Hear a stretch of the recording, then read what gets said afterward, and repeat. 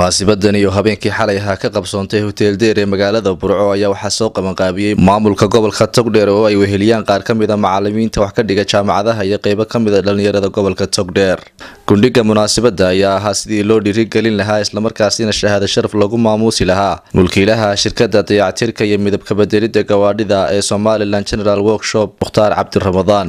oo ka mid ah dhalinyarada hal-abuurka shaqo ku soo kordhisay gobolkani Togdheer. Shirkadani Somaliland General Workshop ayaa inta badan si lacag la'aan ah dayactir iyo midabka bedelid ugu sameysay gawaadhida ciidanka nabadgelyada ee gobolka Togdheer. Munaasabada waxa ay furay isla markaasina hadallo ka soo jeediyay dhalinyartii ka soo qayb gashay madashaasi.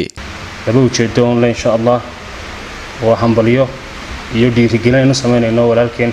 Mukhtaar Cabdi Ramadaan oo sameeyay hal-abuur ganacsi oo dhalinyaranimo inagoo markaa ugu ducaynayna uguna hambalyeynayna in Ilaahay u fudaydiyo iyo ujeedada labaad oo ah inaan ku dhiirigelino ganacsiga oo bilaabay markaa ka sii wado oo kartida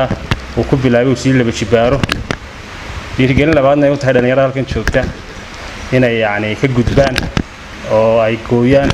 xarkaha iyo dabarka waxa loo yaqaan salariga ama mushaharka si qofkooda dadaalaya ay u garab istaagaan una muujiyaan isagana dhiirigelin si ay ugu noqoto. Alxamdulillah laba arrimood muhiim ah aniga way tahay. Marka koobaad Mukhtaar waa ardaydii jaamacadda. Mukhtaar alxamdulillah horumarkiisu ma sha Allah wuu soo taraya waan dadaalaya waan inuu ducaynaa Ilaahay inuu dadaalkiisa la qabto. inaga iyo inta qeyrkeenana alxamdulillah waxaynu eeg qofka dadaalaya in la garab istaago la dhiirigeliyo sidan oo kale. waxaan leenahay Mukhtaar hambalyo Allah ku barakeeyo ganacsigaaga. ana ku hadlayo magacayga iyo kan Dahabshil Group aad baan u hambalyeynayaa walaalkeen Mukhtaar Cabdi Ramadaan. xafladda ujeedada aan u sameynay waxa weeye in aanu siino dhiirigelin dhalinyarada cusub iyo isagana inaan ugu ducayno ujeedada ugu weyn waa taa. dhankiisa waxa isaguna halkaasi ka hadlay isla markaasina hadallo mahadnaq iyo gubaabo u badan u jeediyay marti sharaftii ka soo qayb gashay madashani maamulka shirkadda dayactirka iyo midabka bedelida gawaadhida ee Somaliland General Workshop Mukhtaar Cabdi Ramadaan. Baan islaam wax weyn baad qabato 4 bilood baan ilaa 6 bilood wax ku dhowaan wax yar dhaqaajinayay runtii wax isku dubariday aad bay runtii dhiirigelin weyn bay kulli macno weyn bay sameynaysaa markii aan islahaa wax bilow maan islahaa ilaa halkan bay baashu soo gaaraysaa horaba u sii bilaabi lahaa hadii ay baashu ay sidaan sii u wacan tahay oo ay qiimaha inta laga ay leedahay. alxamdulillah shirkadani wax weeye waa shirkad runtii inta badan adeegyo hore dalka uga jiray qabata wana shirkad runtii bixisa adeegyadii gaadiidka dib u cusboonaysiinta gaadiidka dibcusboonaysiinta markaan leeyahay kulley hore ayaan u soo qabanay ama hore loo yaqaanay farsamadan ama shaqadan. shirkaddu waxay bixisaa dhowr adeeg kow toosinta gaadiidka labo in midabka ay ka bedesho gaadiidka oo gaadiidkii xumaaday runtii midabkiisa la nacay in runtii ay dadka midabkiisa ay jeclaysiiso oo ay isku dubarito. inta badan waxaan ku naqaanay geerashadeena in badan update ma ahaan jirin oo geerasha inta badan la furo 9 ilaa 10 la furo ayaan arki jirnay xagga time-ka oo subaxdii baa la soo galay sida caadiga shaqooyinka caadiga 7 la furaa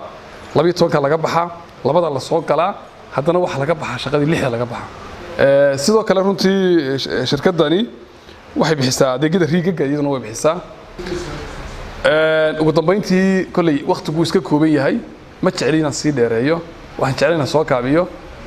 waxaan isku dhiirigelinayaa kulli rag badan oo inta badan shaqaale ah jira marka baashaad adigu aad darawalinayso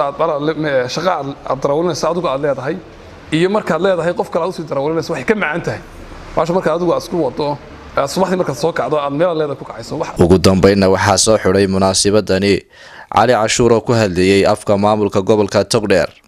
waxa uu ganacsatada ugu baaqay inay ku daydaan Mukhtaar Cabdi Ramadaan isagoo ballan qaaday inay ka maamul ahaan la shaqeyn doonaan shirkadani Somaliland General Workshop. anigoo ku hadlaya magaca maamulka gobolka Togdheer oo ugu horeeyo barasaabka gobolku waxaan runtii u ducaynaynaa maamulka shirkaddan ama workshopkan ama gerishkan baan idhaahdo Somaliland General Workshop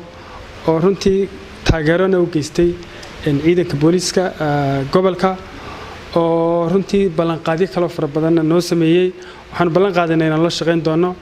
si hoose iyo si sare kor iyo hoos si dhow iyo si dheer baan la shaqeynayno bulshadana waxa leeyahay runtii Somaliland iyo reer Burco gaar ahaan inay la shaqeeyaan oo ay ku dhiradaan inay runtii u soo guuraan barnaamijkan casriga ah ee cusub ee baabuurta maxaa la yiraahdaa lagu nashqadeynayo midabka lagaga bedelayo waxa weeyaan burburka ku gaaray lagu habaynayo markii ay soo ilaatay munaasabadani maamulka gobolka Togdheer ayaa shahaado sharaf guddoonsiiyay mulkiilaha shirkadda Somaliland General Workshop Shucayb Xasan Cismaan Shucayb Kingish Kalsan TV magaalada Burco.